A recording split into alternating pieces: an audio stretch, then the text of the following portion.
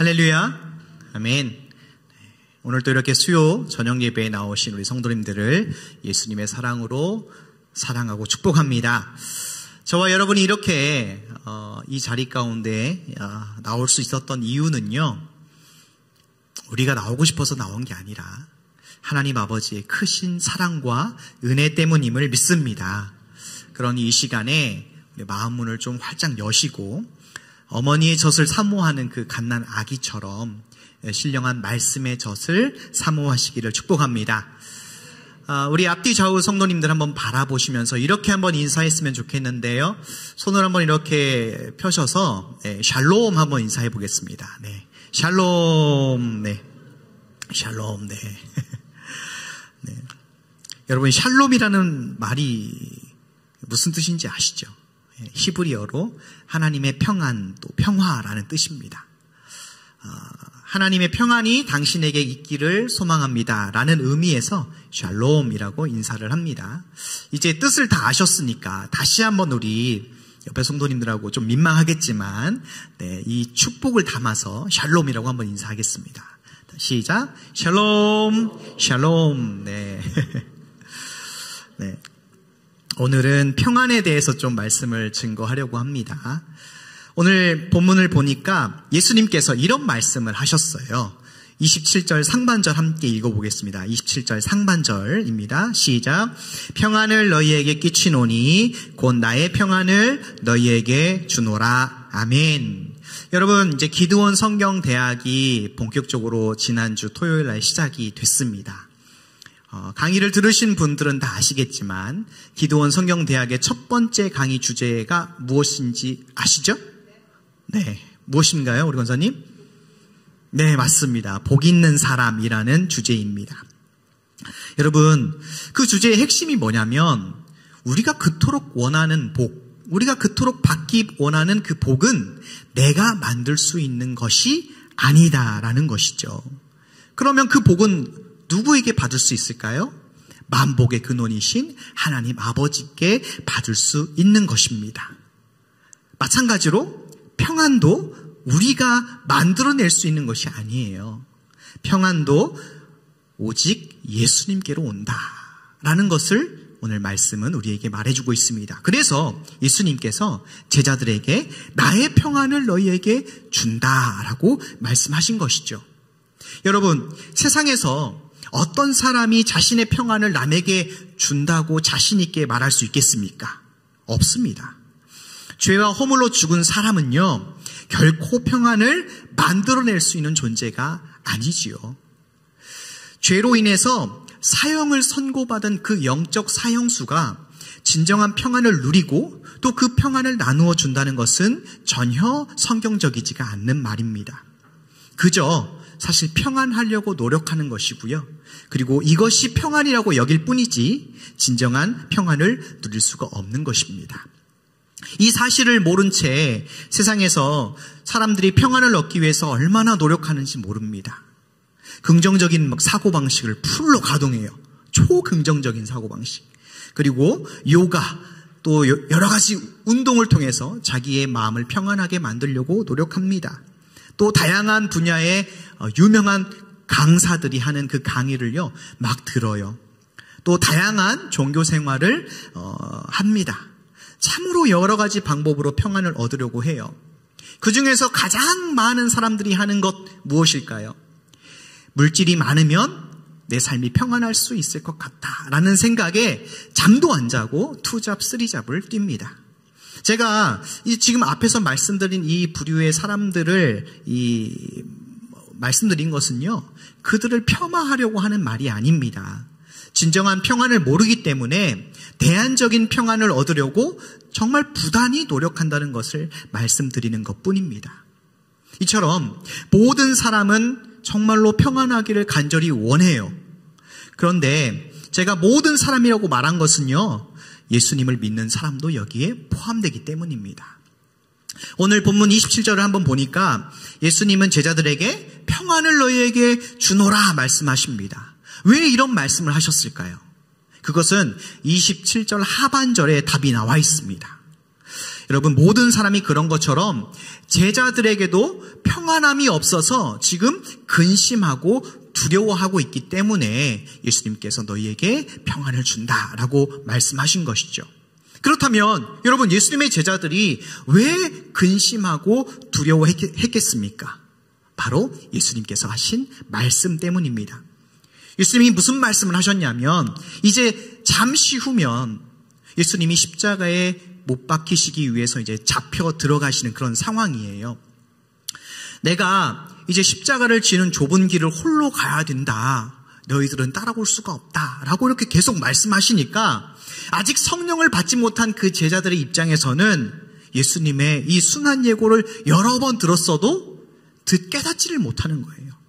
도대체 무슨 말씀을 하시는지 감을 잡지 못했습니다. 그래서 여러분, 예수님의 수제자인 베드로가 뭐라고 말합니까? 주님, 제가 주님을 따르겠습니다. 다른 사람은 몰라도 나는 주님의 끝까지 따르겠습니다. 내가 죽을 각오를 하고 있습니다. 라고 그렇게 말을 합니다. 그러자 여러분, 예수님이 뭐라고 대답하셨어요? 그래, 베드로야, 너밖에 없구나. 역시 넌 내 수제자야. 여러분, 이렇게 대답하셨어요? 닭 울기 전에 네가 3번 나를 부인할 거야. 라고 말씀하셨습니다. 또 여러분, 예수님께서 이 가룟 유다가 자신을 배신할 것을 예고하셨어요. 최후의 만찬 자리에서. 그래, 너희 가운데 하나가 나를 배신할 것이다. 라고 말씀하셨습니다. 그러니 여러분, 제자들의 상태가 어땠을까요? 알아듣지도 못하고, 누구는 나를 3번이나 부인한다고 하고, 누구는 나를 팔아버릴 것이다, 배신할 것이다 라고 말씀하시니까 이 제자들이 근심과 두려움이 걷잡을 수 없이 커지는 것입니다. 게다가 여러분, 제자들은요, 예수님을 하나님의 아들로 진정 알지를 못하고 믿지 못했어요. 오히려 민족의 해방자로 여겼습니다. 조국 이스라엘을 이 로마의 식민지에서 해방시켜줄 정치적인 메시아로 생각하고 따랐어요.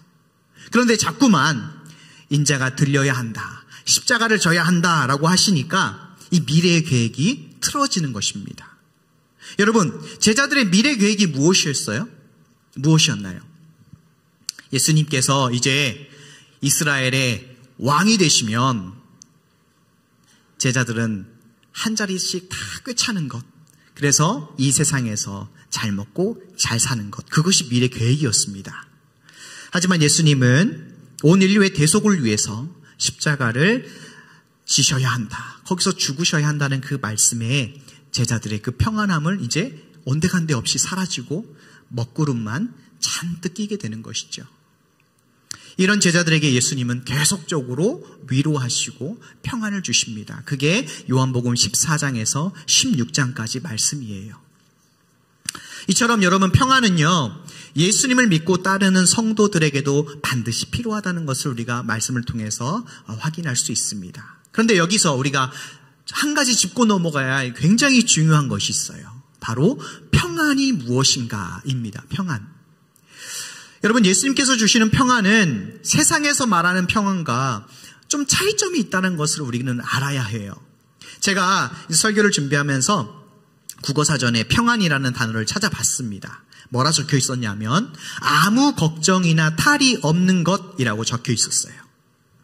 그러니까 세상 사람들은 만사가 순조로울 때 평안하다라고 말하지요. 아무런 문제나 고민거리가 없고, 그리고 내 삶에 장애물이 없을 때 평안이라고 말합니다.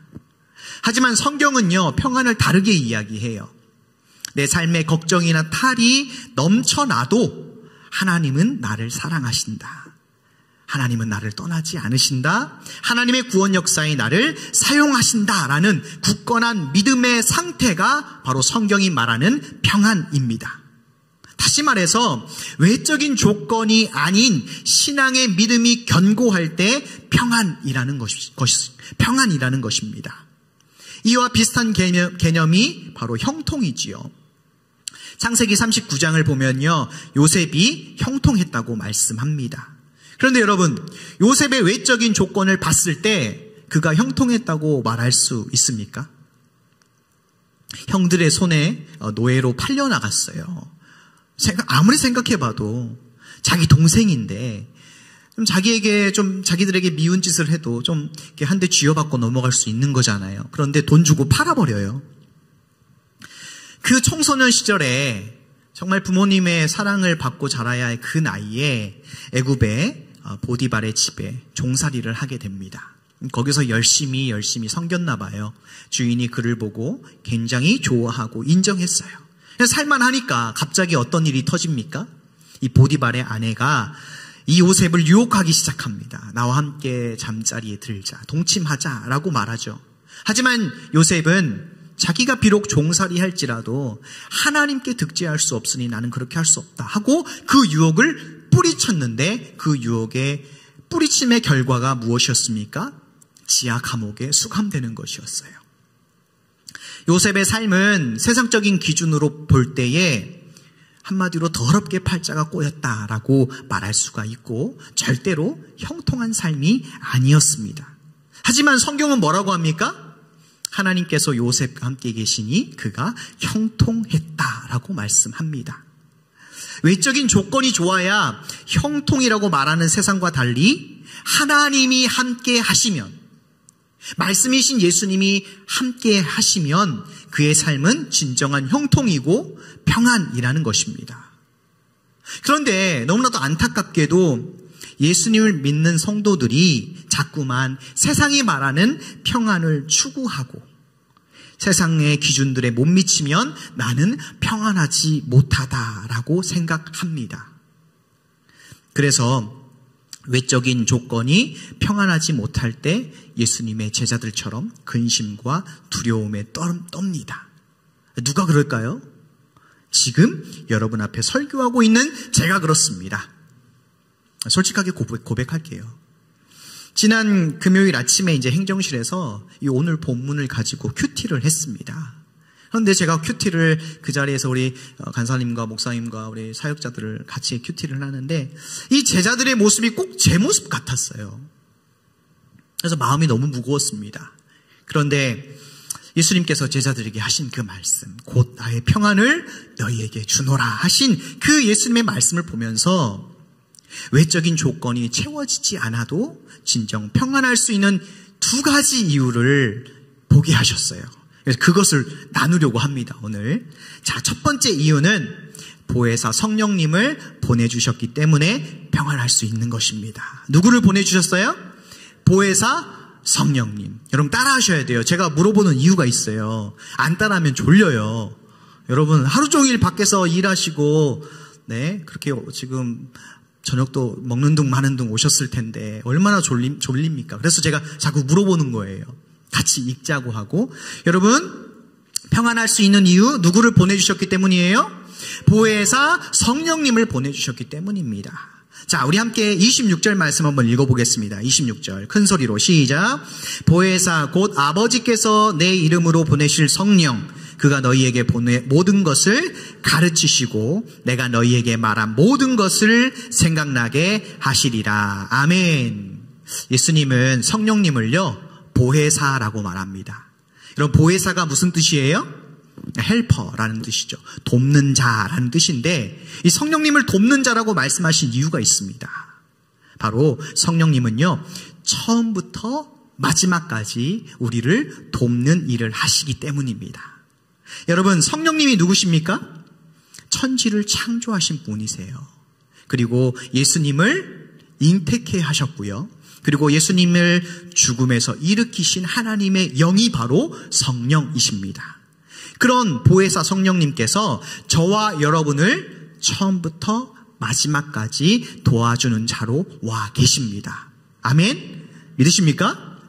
아멘. 여러분 성령님께서 그 마가의 다락방에 모여서 예수님의 말씀을 붙잡고 기도하는 그 제자들에게 임하셨을 때에 어떤 현상이 벌어졌어요? 오늘 예수님께서 말씀하신 거죠. 약속하신 것처럼 너희에게 모든 것을 가르치실 것이고 내가 했던 모든 말을 기억나게 하실 것이다 라는 그 예수님의 말씀처럼 성령님께서 제자들에게 임하셨을 때에 그때 비유로 했던 말씀들, 그때는 깨닫지 못했던 말씀들이 깨달아지고 기억나고, 그래서 여러분 수제자 베드로가 어떻게 합니까? 자기가 죽을까봐 도망쳤던 그 베드로가 보혜사 성령께서 임재하시니까, 내주하시니까 사람들 앞에서 전혀 주눅들지 않고 구약 성경을 달달달달 이야기하는 거예요. 그게 사도행전 초반부에 다 나와 있어요. 그래서 사람들이 놀랬습니다. 베드로가 어떻게 이렇게 갑자기 변했지? 좀 무식한 어부인 줄 알았는데 말을 너무너무 잘하는 거예요. 그냥 놀랬죠. 그래서 여러분 사도행전 2장과 4장을 보시면 베드로가 한 번 설교할 때마다 3,000명, 5,000명씩 회심하고 세례를 받았다라고 말씀하고 있어요. 그게 여러분 사람이 할 수 있는 일입니까? 못하는 거예요. 누가 계시기 때문에 가능한 일입니까? 보혜사 성령님께서 계시기 때문에 가능한 일입니다. 이뿐만이 아니죠. 사도 요한이 이 요한복음을 기록했을 때는 예수님이 세상을 떠나신 지 60년에서 70년이 이미 지난 상황에서 이 요한복음을 기록했습니다. 그때 사도 요한의 나이가 90세 고령이었어요. 여러분 90세 고령의 나이에 이미 60년, 70년 지난 일을 어떻게 이렇게 생생하게 요한복음 말씀을 기록했을까요? 사도 요한이 기억력이 특출났기 때문일까요? 아닙니다. 보혜사 성령께서 가르치시고 생각나게 하셔서 기록하게 하신 것이죠. 이게 바로 성령님의 능력입니다. 성령님께서 하시는 일이에요. 또 여러분 성령님의 사역은요, 가르치고 기억나게 하는 것에서 멈추지 않습니다. 우리 함께 로마서 8장 26절 한번 찾아볼까요? 신약 성경 로마서 8장 26절 말씀. 성령님께서 어떻게 우리를 도와주시는지 잘 말씀하고 있는 구절입니다. 굉장히 중요한 말씀이죠. 로마서 8장 26절 말씀.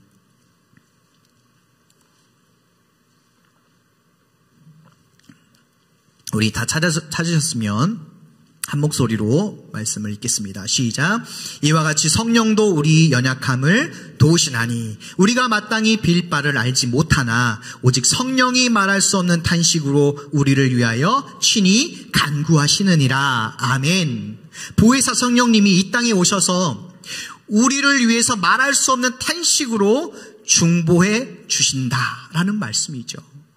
여러분, 내 가족이, 믿는 내 가족이 내가 너를 위해서 기도해 줄게. 또 우리 교회의 교구 식구들이 또 교육자들이 여러분 위해서 기도해 주겠습니다 라고 그 말 들으면 여러분 기분이 어떠십니까? 별꼴이야, 왜 그래? 그러십니까? 아니죠. 너무너무 감사하고 좋죠.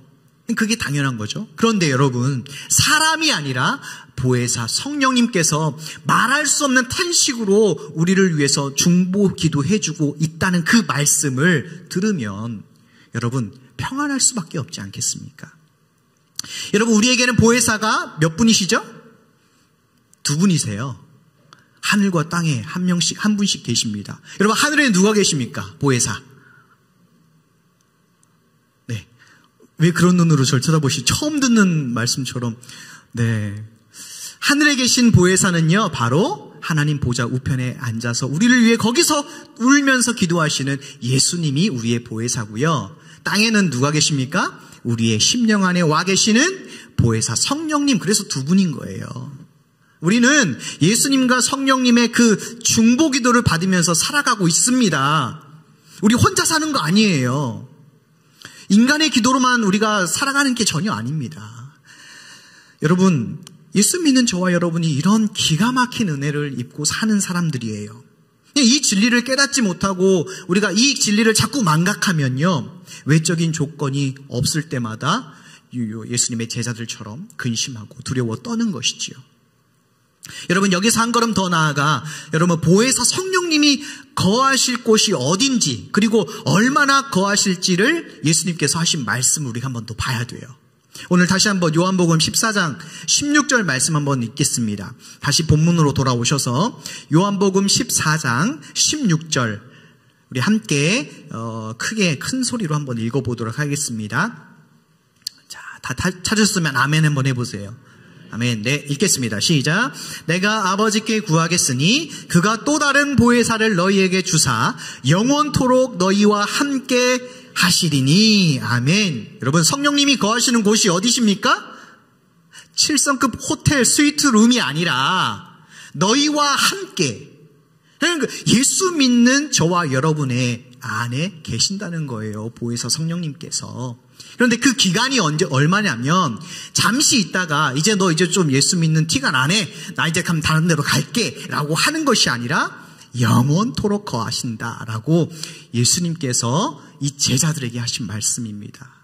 두려워하고 근심하고 벌벌 떠는 그런 제자들에게 이 말씀을 미리 해주신 거예요. 이것이 여러분 신학적인 용어로 성령님의 내주하심이라는 뜻이에요. 알고 계세요? 여러분, 예수님의 그 제자들이 예수님이 이제 십자가를 지러 가신다라는 그 말을 했을 때 굉장히 두려워하고 막 떨고 그랬어요. 예수님도 다 아셨어요. 근데 그렇게 떠는 이유가 무엇이었냐면 자신의 꿈도 꿈이지만 자신의 그 미래 계획이 틀어지는 것도 그렇지만 이제 예수님이 우리와 함께하지 않기 때문에 두려워 떠는 것이죠. 그런데 여러분, 그 예수님께서 보혜사 성령을 보내주셔서 너희를 고와 같이 버려두지 않으실 것이다 라는 그 말씀을 주셨고 그 약속이 정말 성취되었죠. 그리고 우리는 그 약속이 성취된 사람들, 그 사람에 속한 자들입니다. 왜요? 우리는 예수님을 믿기 때문에, 믿는 자에게는 성령님이 내주하고 계시기 때문에 우리는 이 말씀을 성취된 채로 살아가고 있는 정말로 복 있는 사람들인 줄로 믿습니다. 그러니 이 말씀을요 머리로만 알지 마시고 정말 우리의 머리에 있는 것을 이 30cm만 당겨서 가슴으로 우리가 성령님을 인정하고 그 성령님께 내 마음의 보좌를 내어드리는 그러한 삶이 되시기를 축복합니다. 그렇게 살아가실 때에 우리에게 외적인 조건이 좀 부족할지라도 좀 결핍되어 있더라도 우리가 두려워하지 않고 근심하지 않고 믿음의 좁은 길을 끝까지 걸어갈 수가 있는 줄로 믿습니다. 진정한 평안을 누릴 수 있는 두 번째 이유를 말씀드리겠습니다. 우리에게 천국 소망이 있기 때문입니다. 무슨 소망이요? 천국 소망이 있기 때문입니다. 우리 28절 상반절 한번 말씀 한번 읽어보겠습니다. 상반절 28절입니다. 시작. 내가 갔다가 너희에게로 온다 하는 말을 너희가 들었나니. 아멘. 자, 14장 3절도 한번 읽어보겠습니다. 앞으로 가셔서 14장 3절 시작. 가서 너희를 위하여 처소를 예비하면 내가 다시 와서 너희를 내게로 영접하여 나 있는 곳에 너희도 있게 하리라. 아멘. 여러분 정리해 보자면 예수님께서 근심하고 두려워 떠는 이 제자들에게 너희는 마음에 근심하지 말아라. 왜냐? 내가 지금 거처를 예비하러 갈 거거든. 그 거처가 예비되면 다시 올 거야. 너희 하나님을 믿지? 그러면 나를 믿어. 그러니까 근심하지 않아도 돼. 라는 이런 말씀이에요. 자, 여러분 근데 한번 생각해 봅시다. 아직 성령을 받지 못해서 예수님께서 하시는 말씀을 잘 못 알아들어요, 제자들이. 근데 지금 예수님은 곧 떠나신대요. 근데 이게 거짓말이 아닌 것 같아요. 그냥 하는 말이 아닌 것 같다라는 직감을 느끼게 되죠. 예수님이 매우 진지하시니까. 자, 그런데 여러분 당장 눈앞에 문제가 생겼는데 이 제자들에게 천국 이야기를 하신 거죠. 한번 생각해 봅시다. 여러분 이때 예수님의 제자들의 나이가 어느 정도라고 생각하세요? 50대 60대였을까요? 아니요. 20대 후반에서 30대 초반 예수님과 같은 동년배들이었어요. 자, 이렇게 젊은 사람들이 여러분 이 정말 현실의 문제 앞에서 천국 이야기를 들었습니다. 실감이 될까요? 예를 한번 들어볼게요. 30대 초반이니까 이제 열심히 결혼하고 그죠? 가족을 책임져야 되니까 열심히 일을 하는데 하루아침에 회사에서 그만 나오래요. 이 가정하는 겁니다. 그래서 이제 그만 나오라 하니까 자존심은 있으니까요. 불안하지만 그래 내가 열심히 하면 또 다른 데서 취직할 수 있을 거야 라고 하면서 내가 그동안 벌었던 돈이 있으니까 그걸로 버티면서 한번 구직 활동을 해보자 라고 이제 하죠. 근데 여러분 잘 됩니까 그게? 내 생각만큼 잘 돼요? 안 되죠, 잘. 그래서 이제 점점 시간은 지나가고 자꾸만 고민이 되는 거예요. 아, 이제 나는 뭘 해먹고 살아야 되나? 아, 정말 나는 어떻게 해야 되나? 막 이렇게 근심하고 있는데 거기에 여러분 천국이 있는데 뭘 걱정하세요? 라고 말한다면 여러분 그게 설득이 되겠습니까? 설득되실 것 같아요? 화를 내죠, 도리어.